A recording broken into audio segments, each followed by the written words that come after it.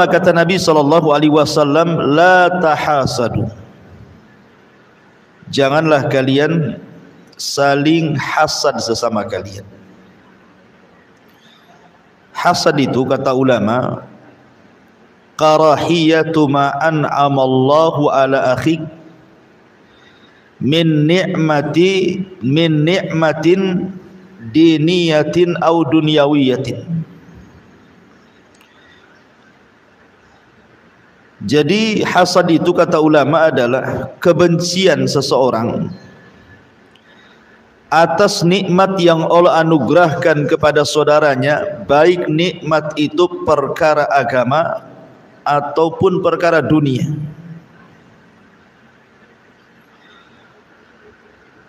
Artinya kalau seseorang benci dengan orang lain karena orang lain itu dilebihkan agamanya atau dilebihkan dunianya, kemudian dia menghendaki kenikmatan itu hilang dari saudaranya, atau bukan hanya sekedar hilang tapi berpindah kepadanya, maka itulah disebut hasad.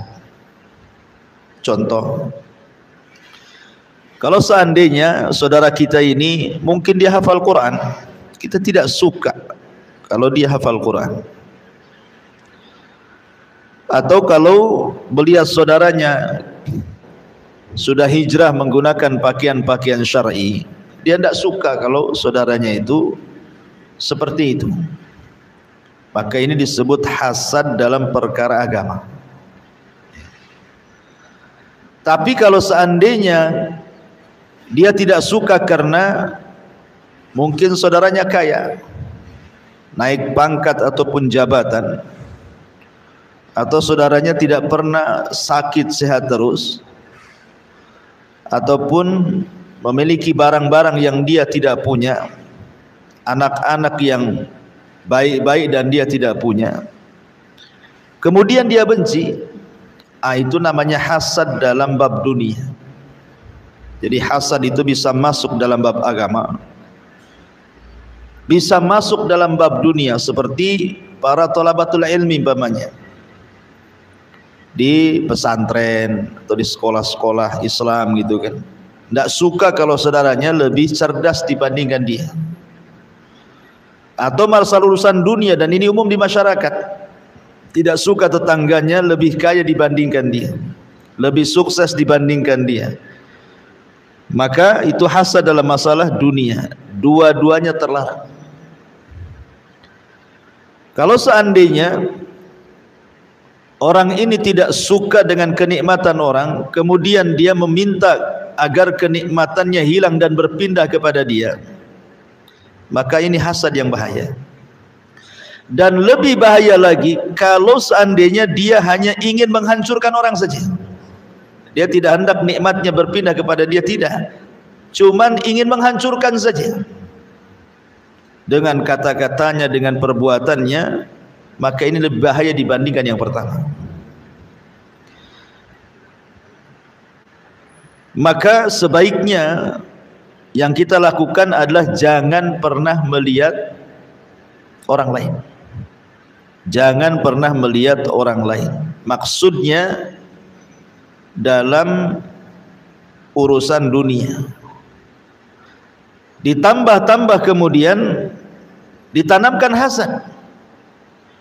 Karena hasad ini bahaya, sampai-sampai Muawiyah ibn Abi Sufyan, seorang sahabat Nabi SAW, mengatakan, kullun nas aqdiru ala ridahu illa hasid. Setiap manusia saya sanggup untuk meletakkan keredoanku kepadanya, illa hasid, kecuali orang hasad, aku tidak bisa. Kalau yang lain bolehlah saya maafkan, saya ridho dengan dia walaupun mungkin dia jahat, tapi orang hasad aku tidak bisa. Karena orang hasad itu susah tobatnya. Contoh umpamanya, iblis dikeluarkan dari sorga itu karena apa, Bu? Karena hasad. di mana ketika Allah Subhanahu wa taala menciptakan Adam alaihi salam dilebihkan banyak keutamaan dibandingkan iblis. Adam diciptakan dengan kedua tangan Allah. Adam ditiupkan ruh langsung oleh Allah. Kemudian Adam diajarkan ilmu-ilmu oleh Allah. Kemudian para malaikat disuruh sujud pula kepada dia. Kemudian dimasukkan pula ke dalam sorga. Kemudian diciptakan pula pasangannya. Apa enggak panas tuh hati si iblis tuh? Makanya dia hasad. Ya. Sebab itulah iblis berusaha untuk mengeluarkan nikmat yang Allah anugerahkan kepada Adam. Maka dibuatlah macam-macam was-was, akhirnya berhasillah iblis itu menghancurkan Adam. Akhirnya sama-sama diusir dari surga. Apakah kemudian kita katakan kepada iblis, ya sudahlah saya maafkan aja lah iblis itu, mudah-mudahan dia berubah, begitu kan? Mungkin iblis berubah? Enggak mungkin. Ya, iblis tidak akan berubah. Sama halnya dengan orang hasad. Orang hasad itu tidak akan berubah. Makanya tidak perlu dipedulikan orang hasad itu. Makanya Muawiyah bin Abi Sufyan mengatakan, saya sanggup untuk mengikhlaskan kejahatan orang kecuali hasad. Orang hasad enggak mungkin saya maafkan. Kenapa Muawiyah ngomong begitu? Kenapa? Fa innahu la yurdihi illa zawala. Karena niatnya orang hasad itu cuma satu, macam mana menghancurkan orang itu saja.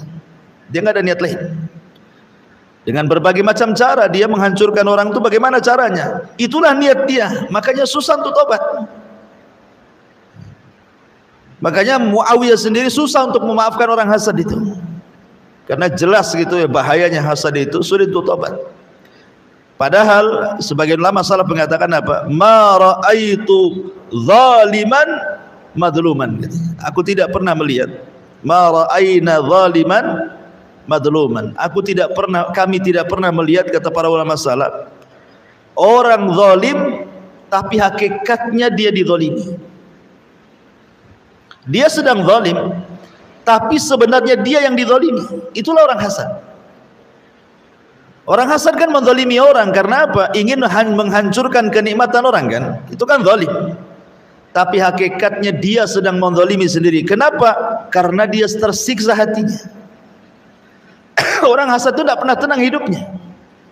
Malamnya nggak bisa tidur, cari trik-trik, cara-cara bagaimana kemudian dia mengucapkan sesuatu atau melakukan sesuatu untuk menghancurkan orang. Sebenarnya dia sedang tersiksa itu. Makanya kata para ulama, kami tidak pernah melihat ada orang yang menzalimi padahal dia sedang dizalimi. Paham ibu ya maksudnya? Karena orang yang dizalimi, terkadang kan kita ini tidak tahu siapa yang hasad kepada kita. Ya kita biasa-biasa saja kan yang dihasadi itu. Kita bangun rumah ya bangun, beli mobil ya beli mobil kan, itu kan. Kita tidak tahu tetangga sebelah suka nggak suka. Artinya kita ini tenang-tenang saja. Yang nggak tenang siapa? Yang hasad. Dia sedang menzalimi kita, tapi dia pula yang tersiksa gitu maksudnya. Sementara kita yang dizalimi rasanya diam-diam saja, biasa-biasa saja. Nah, itulah makanya ulama mengatakan kepada orang hasad itu, kami tidak pernah melihat orang zalim padahal dia sedang dizalimi. Maksudnya menzalimi diri sendiri. Ya. Itulah bahayanya hasad. Makanya Nabi SAW sangat mewanti-wanti soal hasad ini.